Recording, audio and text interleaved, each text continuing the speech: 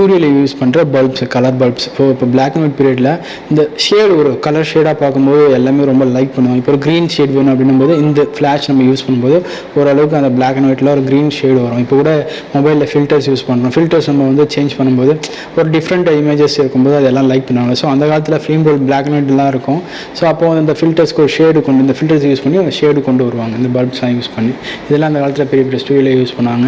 இப்போ செகண்ட் ரோஸில் பார்க்குறீங்களா, இது எல்லாமே வந்து ஃப்ளாஷஸில் இதெல்லாம் வந்து ஒரு பிகினிங்கில் வந்த ஃப்ளாஷஸ். இப்போ இந்த கேபிள் இருக்குல்ல, இதில் கேமராவில் கனெக்ட் பண்ணிப்பாங்க.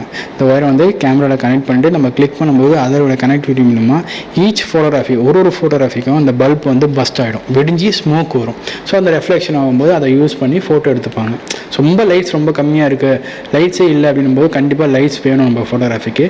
ஸோ லைட்ஸ் வந்து நம்ம இதை யூஸ் பண்ணிப்பாங்க, இந்த ஃப்ளாஷை யூஸ் பண்ணி இந்த லைட்ஸ் யூஸ் பண்ணி ஃபோட்டோ எடுத்துப்பாங்க.